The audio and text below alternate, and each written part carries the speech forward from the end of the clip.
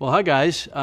You have sent me in a bunch of questions here on Twitter, and I'm just going to go through them and give you the most honest answer I can.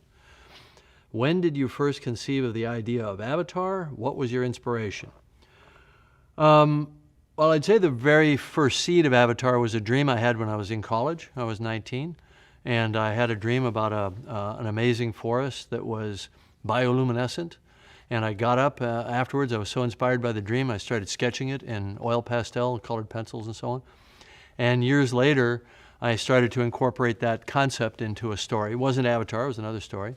And then years after that, in, let's see, 95, I was looking to tell a story that took place on another planet that I could develop at my newly founded visual effects facility called Digital Domain.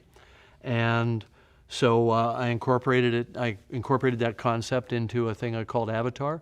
So, in terms of inspiration, there was that. There was every piece of nature photography I've ever seen, every moment that I've spent in a forest up in Canada where I grew up catching, frogs and snakes and that sort of thing, just, wanting to be kind of one with the forest, which I did naturally as a kid. I loved it. My time underwater, as a scuba diver, hundreds of hours all over the world, seeing amazing colors and reef fish and various animals that got those colors and those creatures got incorporated into some of the plants and animals of Pandora. It just made them really big as opposed to the little tiny ones you'd see on a reef.